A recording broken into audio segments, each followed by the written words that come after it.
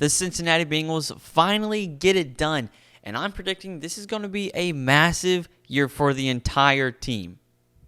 Welcome back to the Bengals Digest channel. I know it's been a while since you've seen my face, but thank you for watching this episode of the Bengals Digest channel. I'm Carson Lokey. Hopefully you guys are having an amazing day. And I'll give a little bit more of a life update at the very end of this episode. But before I start talking, don't forget to subscribe to the Bengals Digest channel. If you love the Bengals as much as me and my co-host Isaac, we're going to be talking about the Bengals and only the Bengals right here on the Bengals Digest channel every single day. So don't get to subscribe, turn on post notifications, like this video, comment down below, all that good stuff. But I have been absent this week because, as most of you know who watch most of my videos, I've started a new job. I'm back in Florida. I'm working in Gainesville, and I'll get into a little bit more of that at the end of the episode. So if you care about my life update, it'll be at the end. But anyways, jumping right in I'm going to be talking about a lot of stuff today. Training camp has officially started. The offseason is officially over. And the biggest news, obviously,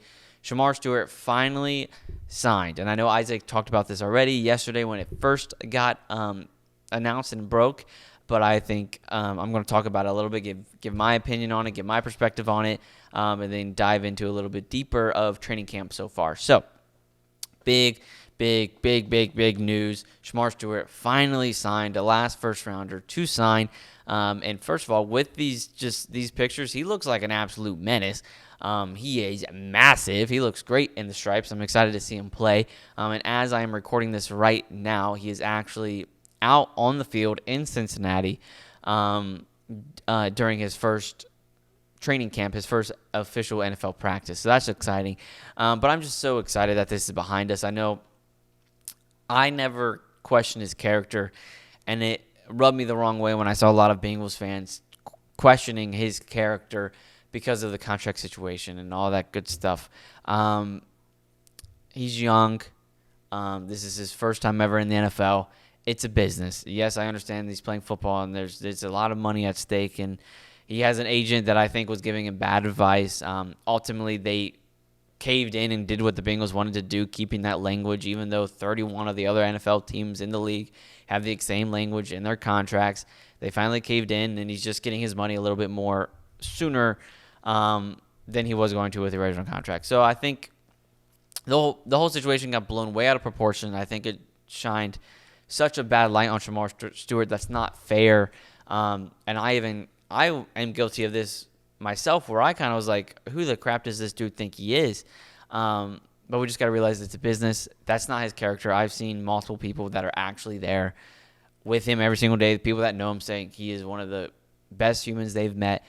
So I don't question his character. I know he's going to be a great locker room guy like he was at Texas A&M, and I know he's going to ball out in the league, and I just can't wait to see him officially out there when Game 1 hits. Right now, I just saw a tweet that said he is in on 11 with the second team opposite Cam Sample. So I'm assuming that's Osai and Miles Murphy are out there with Team 1 is what I would assume. But massive news that he's back out there. I just hope that the Bengals fans, the Bengals, Shamar Stewart, we can just get past all this nonsense that we had to deal with this offseason with the contract situation.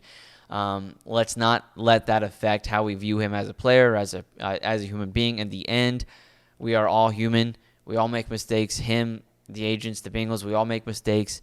He's going to ball out for the Bengals. I love him because he's a Bengal, and I know he's going to do great things for the Bengals. So let's not let that affect how we view him because ultimately this is just a sport. It's grown men playing children's games, and we love them. But, at the end of the day, it's just a sport. And at the end of the day, it truly shouldn't affect how we view people because of grown men playing child sports games. But anyways, that's my little rant. I'm excited to watch him play. I'm excited to see him in the stripes. He looks like an absolute menace. He looks terrifying.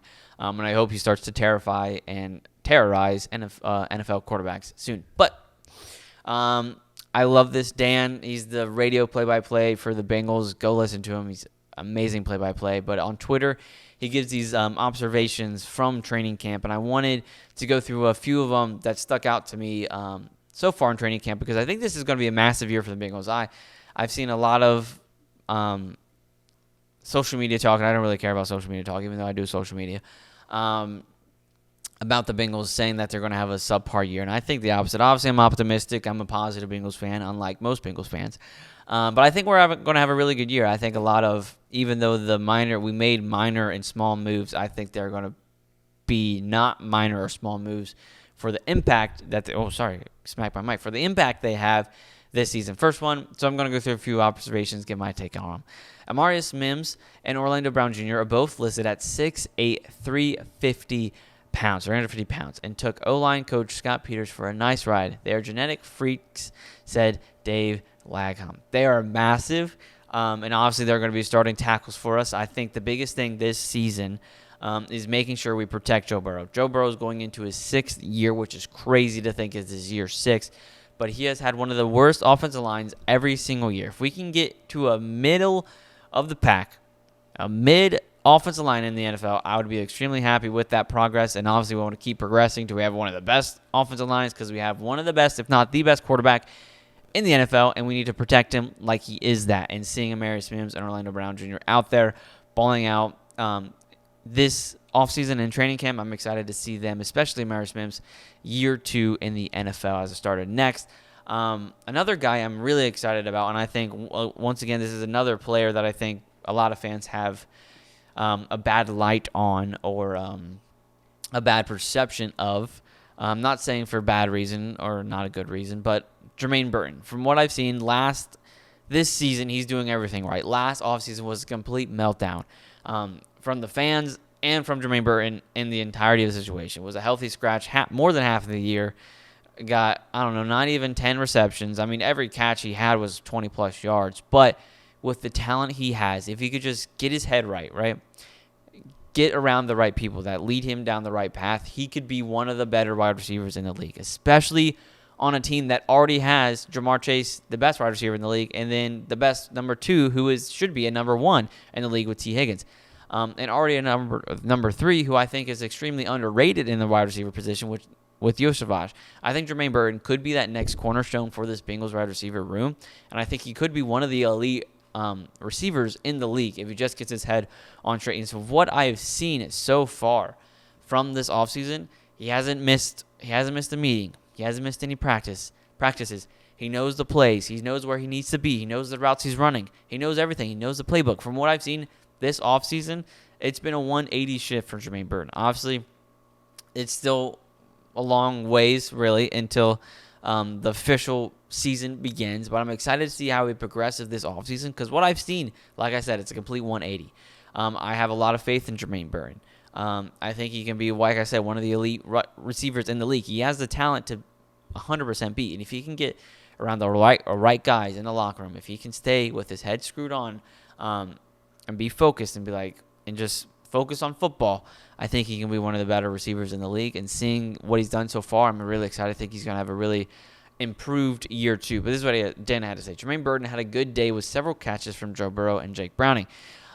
You can tell he learned a lot from his rookie year, said wide receiver coach Troy Walters. On the field, he knows where to line up and what routes to run, so he's much more comfortable. That's exactly what you want to hear. You want to see that he knows what he's doing. He's more comfortable with the team, with the locker room, with the playbook. All of that is massive news for year 2 for Jermaine Burton. Number 3, Al Golden's Notre Dame defense led the NCAA with 33 takeaways in 2024. Pass interruption, they lost to the My Buckeyes. Pass interruption is a core principle that emphasizes at practice.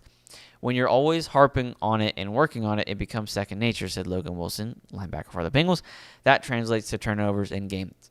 Al Golden, when he first got to the Bengals, his first interview, he said his main job as a defensive coordinator is making sure Joe Burrow is on the field as much as possible.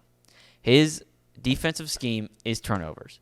That's what he wants to do. He wants to disrupt the ball, whether that's causing fumbles, causing turnovers in the passing game with interceptions, or quick 3-and-outs. He wants to turn over the ball as fast as possible so that the best offense in the league can do what they do and score 50 points per game.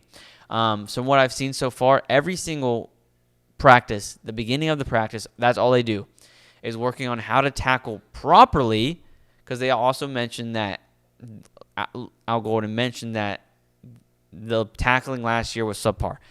The tacklers on this team are way better than they showed last season. So they're working on the tackling, but then they're also working on tackling while punching the ball out because they want to get turnovers.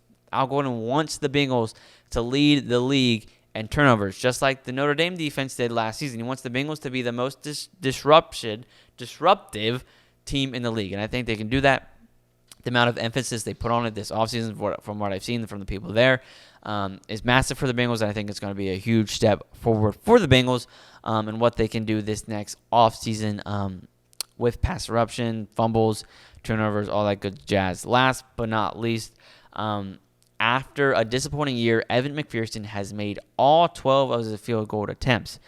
After my rookie year, I went on a deep dive to figure out how I could be more consistent, Evan said. It sent me the other way. This past offseason, I kind of went back to what I grew up doing. I love that for Evan McPherson. I think he's a great kicker, and he can be a great kicker. Just had a disappointing last season. I think if this season he can get back to what he was his rookie year, I would not lose any trust or faith in him. It got to the point last offseason when he would come out there, I would get kind of scared, right? And I know a lot of you guys felt the same way. I want to get back to the point whenever he walked out there, I was like, all right, bet. It's going in. And what I've seen offseason, every single end of practice, he ends the practice with field goals. Every single thing I've seen is he has made every single one of them. And they're not just close chip shots, like they're long field goals. He's made every single one of them. If he continues to do that this offseason and does that in preseason and into the season, the Bengals are going to lose or win a lot more games than they did last season. Think about how many games we would have won if we just got one more field goal in that game. Our season would have been flipped around if we just got one more field goal each game. We would have been in the playoffs, and you never know. Once you get Joe Burrow and Jamar Chase in that offense in the playoffs, you never know what's going to happen. So if Evan McPherson could just be more consistent, making those field goals consistently, giving those 3 more extra points every single game, the Bengals season will be turned around, and I think will be way better shape than we were last offseason, going into last week, hoping and praying somebody lost that we got in the playoffs. I think we'll be going into last offseason, or the last game of the season, clinched in the playoffs if Evan McPherson can just step up like he did his rookie year, get back to the basics, make those field goals, then we'll be in good shape. This was a longer video, but thank you so much for watching this Bengals Digest channel. Don't forget to subscribe. Like I said, like this video, comment down below what observation or about Shamar Stewart, or anything else that I talked about you're most excited about to watch this coming season. Like I said, don't forget to subscribe. We're on the road to 3,000. Thank you guys so much for all the love you've shown this channel. I know I've been off and on, but I've been moving a lot. I've been working a lot, starting my career, so it's been a little bit hard. But hopefully now I'm getting into a rhythm where I can now post a lot more frequently than I have been, and you get to hear my annoying, rambling voice talking about the Cincinnati Bengals. But my life update, I am now working at WCJB TV 20 in Gainesville, Florida. It's a news station, local news station in Gainesville, Florida. My title is sports videographer. So I am shooting content for the news station. Last week, I was at a hotel for 10 hours doing high school football media days, which was really fun. Got to interview a Florida Gator commit. But that's the biggest thing. I will be in the swamp recovering the Florida Gators. I don't know how many of you guys are going to like this because you guys are Bengals fans, so you might be UC Bearcats fans or Buckeyes like I am. But anyways, got me some merch for the Florida Gators. I will be covering the Florida Gators at WCJB. I am also going to be on camera as well for the station as an anchor and reporter. I technically made my TV debut on Friday. I wasn't on camera, but my voice was creating a preview package for one of the prominent school programs, football programs in Gainesville, high school program. So yeah, if you want to keep up to date with what I'm doing in my career outside of obviously the Bengals Digest channel, my Twitter, I will put it in the description below. It's just Lokey_Carson. So LOKEY_Carson, CARSON. Everything that I'm doing will be on there. And also, if you want a more professional side of what I'm doing, I'm also on LinkedIn at just Carson Lokey.